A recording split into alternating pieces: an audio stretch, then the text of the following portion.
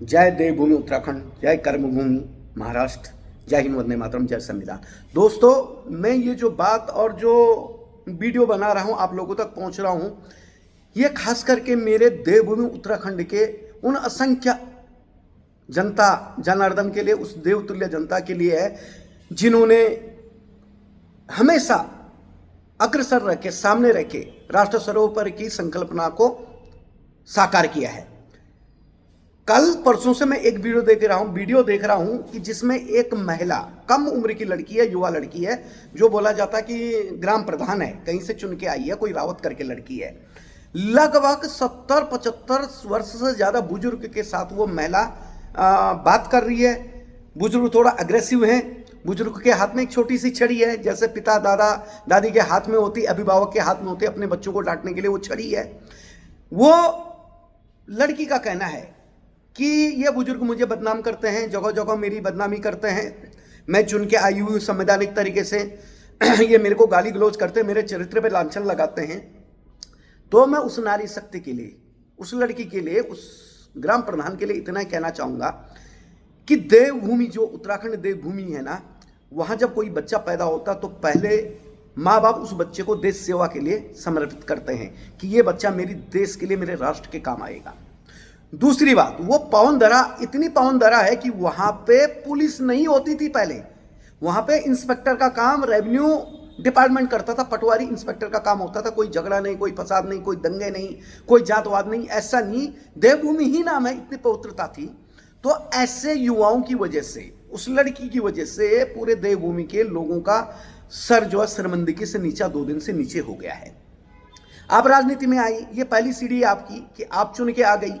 तो चुन के आने का ये मतलब नहीं होता है कि आप वहां की मालिक बन के, उस जनता जनार्दन के मालिक नहीं है आप एक सामान्य नागरिक हैं, एक सामान्य लड़की, महिला हैं आप। और उस बुजुर्ग ने भी आपको वोट दिया होगा, भले आपके विरोध में दिया होगा या आपको दिया होगा। और वो बुजुर्ग जो हैं दादा तुल्य हैं, उनके खून पसीने से सींची हुई है देवभूमि हमारे पूर्वजों ने। और आप उस बुजुर्ग को पुलिस कंप्लीट करते, पुलिस में शिकायत दर्ज करवाते हैं। जिस देवभूमि को ये पता नहीं था कि पुलिस क्या होती है, वहाँ के नागरिकों को, और आप पुलिस स्टेशन में जाके उस बुजुर्ग को वहाँ बुलाते हैं। उसके बुजुर्ग के, उस दादा तुल्य, उस पिता तुल्य की व्यक्ति के चेहरे पे पीड़ा है, संवेदना है, वेदना है। वो अपना दर्द दिखा नहीं पा रहा। हो सकता है वो थोड़ा अग्रेसिव हो, और आप अपने पाँव में उस व्यक्ति को झुकाकर माफी मांग रही हैं। आपको शर्म आनी चाहिए, आपको चुल्लू पर पानी में डूब के मर जाना चाहिए। आप ग्राम प्रधान छोड़ो, मुझे लग नहीं रहा कि आप एक परिवार की एक संस्कारित बिटिया बनने के लायक भी नहीं हो। आपने हमारे भारत देश की असंख्य उन नारी शक्तियों का चेहरा शर्म से नीचे कर दिया। हम पुरुष प्रधान नहीं मानते देश को, हम नारी प्रधान मानते हैं। माननीय प्रधानमंत्री मोदी जी महिलाओं के लिए 33% आरक्षण के लिए लड़ रहे हैं, और आप इस तरह लड़ रही हैं एक बुजुर्ग व्यक्ति के साथ, उनका अपमान कर रहे हैं। पूरे देश में नहीं, विदेश में ये न्यूज फैल गई है सोशल मीडिया के माध्यम से। और आप कैसे संस्कार दिए आपके परिवार ने आपको? उस माता पिता पे क्या गुजर रहे होंगे जब आपका ये वीडियो देखा जाता है? कई लोग आपके समर्थन में खड़े हैं कि बुजुर्ग गलत था, अग्रेसिव था, जब दारूबंदी हो रही थी तो वो उसके खिलाफ गया। तो मुझे बताइए, पिता दादा जो होते हैं, जब उम्र बढ़ती है ना तो वो बच्चे बन जाते हैं। जब हम पढ़ाई करने जाते, हमारे शिक्षक हमें पीटते थे, जब वो हमें पीटते थे तो हमें बड़े पीड़ा होती थी, लेकिन आज वो पीड़ा खुशियों में बदल गई, क्योंकि उनकी मार से, उनकी डांट से, गुरुओं के, बुजुर्गों की, हम आज अच्छे नागरिक बन पाए, जब हम अपने देश के लिए काम आ रहे हैं।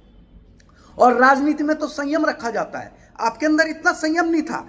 आप क्यों उस बुजुर्ग के घर तक गई, और आप उस बुजुर्ग को क्यों अग्रेसिव कर रही हैं? आपने सिर्फ उतना वीडियो बताया जितने में बुजुर्ग आपको कह रहा है कि गौशाला में ले जाके सबक सिखाऊं। वो आपकी इज्जत आबरू के बारे में उस बुजुर्ग ने बात नहीं की। ये बोला कि गौशाला में बंद करो तुम्हें, मतलब बुजुर्ग को पनिशमेंट जो देता उस तरह का आपने, वो बुजुर्ग ने बोला। और आपने वीडियो बड़ा चढ़ा के, मतलब अपनी लोकप्रियता को सिद्ध करने के लिए, अपने व्यूज बढ़ाने के लिए, और ऐसा लगा कि पूरे उत्तराखंड में माननीय धामी से, मुख्यमंत्री धामी साहब से ऊपर आप हैं, और आप इतनी बड़ी राजनीति क्या हो गई? आपके मुंह में शक्कर, मतलब चीनी होनी चाहिए थी, और आपके दिमाग में बर्फ होनी चाहिए थी, ठंडक, तब राजनीति होती है। राजनीति में आलोचनाओं को सुनना पड़ता है, आलोचनाओं को झेलना पड़ता है, गालियां खानी पड़ती है। राजनीति कोई इतनी आसान नहीं है। और आप अपने आप को जनसेवक कहती हो कि मैं जनसेवा करने के लिए राजनीति में आई।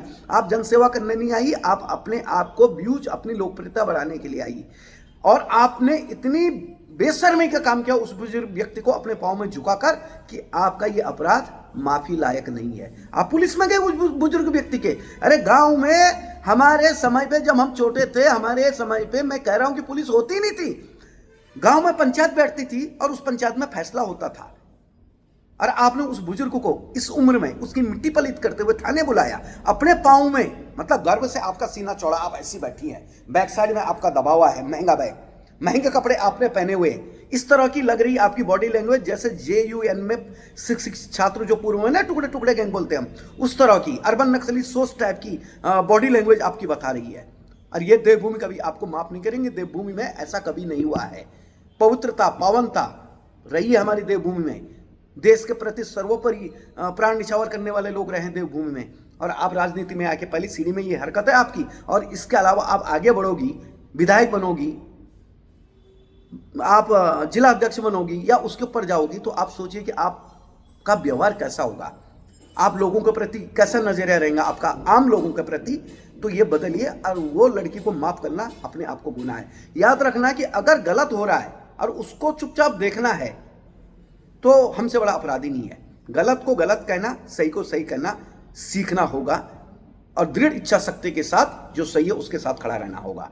उस दादाजी को मैं माफी मांगता हूं मेरे सभी भारतीयों की तरफ से, पूरा देवभूमि उत्तराखंड के सभी नारी शक्तियों से, सभी माँ पिता भाई बहनों की तरफ से माफी मांगता हूं कि आप पे जो ठेस पहुंची, आपके साथ जो हुआ गलत हुआ। आप बुजुर्ग हो, आपके खून पसीने से देवभूमि को सींचा गया होगा, हमारे पूर्वजों से, आपके पूर्वजों से, और आपके साथ जो पीड़ा हुई उसके हम हमेशा क्षमा प्रार्थी रहेंगे।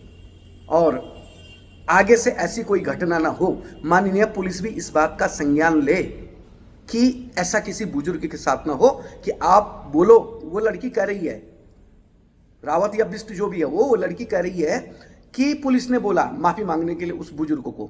तो संविधान की कौन सी धारा में, CRPC या अलग अलग राज्यों की कुछ धाराएं होती, कौन से उसमें लिखा हुआ है कि बुजुर्गों को पाँव में माफी मांगने को लगाओ और क्षमा हो जाए?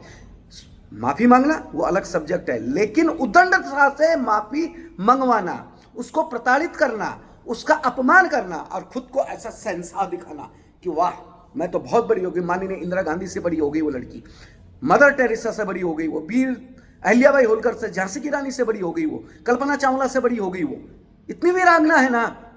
तो पहाड़ों में आज भी बच्चे पेट में मर जाते हैं। जब माँ बहन बेटियां प्रजनन पीड़ा से गुजरती है ना, तो सुविधाएं नहीं है, अस्पताल नहीं है, पेट में मर जाते, चारपाई पे ले जाना पड़ता, डोलियों पे ले जाना पड़ता, अल्पाई में मौतें होती हैं, जंगलों पे पेड़ पे चढ़ के घास काटते हुए गौ माता के लिए, पालतू जानवरों के लिए जब माँ बहन बेटियां जाती हैं और वो घास काट के लाते तो कई बार पेड़ों से गिर के मर जाती हैं। पीठ पे पुस्तकों का बैग, बगल में भाई बहन और एक कंडी जिसमें बहुत सारा सामान होता, वो लेके कई किलोमीटर चढ़ाई पे चढ़ती हैं हमारी नारी शक्तियां। तब उस बेटी की आंख नहीं खुली कि पहाड़ों में हमें सुविधाएं लानी है। आज पलायन कर रहे हैं युवा, बुजुर्ग, सारे लोग पलायन कर रहे हैं।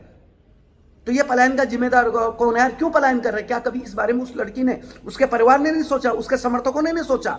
अलग अलग प्रकार की रीलें बना के पूरी देवभूमि को अपवित्र कर रहे हैं, एक दूसरे को गाली गलौज कर रहे हैं, एक दूसरे को ब्लैकमेल कर रहे हैं। उस पावन धरा को, उस देवभूमि को, जहां की शमशेरें तलवारें विश्व प्रसिद्ध हैं, जहां की ललकार, पहाड़ी भाषा बोलते हैं ललकार, जहां का वीर शौर्य पूरी दुनिया में फेमस है, उसका सर शर्मिंदगी से नीचे कर रहे हो और अपने आप को नारी शक्ति कहते हो। शर्म आनी चाहिए, शर्म तुम लोगों को, अपने आप को नारी कहते हुए, अपने आप को देवभूमि उत्तराखंडी कहते हुए। यह पावन धरा है, यहां भेदभाव नहीं है, सब समान है। यह वीरों की ललकार की भूमि है। अरे उस भूमि को अपवित्र कर रहे हो। समय है, सुधर जाओ, संभल जाओ, संयमता रखो अपने में, नम्रता रखो अपने आप में। कहीं गलत हो रहा है उसको रोकने की कोशिश करो। देवभूमि में कितने जा रहा बहन बेटियों के साथ में उनको भगाया जा रहा, उनके साथ में मानसिक छल, आर्थिक छल, शारीरिक छल हो रहा है, उनके धर्म बदले जा रहे हैं, उनको उठा के ले जाया जा रहा है। तब ये लड़की चुप रहती, तब इस लड़की के मुंह से आवाज नहीं उठी। तब कहाँ गई थी इसके अंदर की वीरांगना वाली, शौर्य वाली आत्मा कहाँ चली गई थी? तो ये जो दोगलापन है ये बंद करो। एक 80 साल के बुजुर्ग पे अपनी दादागिरी कहता हूं इसको, एक संवैधानिक दादागिरी दिखाना और उसको उकसाना उस बुजुर्ग के घर तक जाकर, बहुत शर्मिंदगी की बात हुई। सभी देशवासियों से क्षमा चाहता हूं कि देवभूमि पवित्र देवभूमि में ऐसी हरकत हुई और आगे ना हो। जय हिंद, वंदे मातरम, जय देवभूमि उत्तराखंड।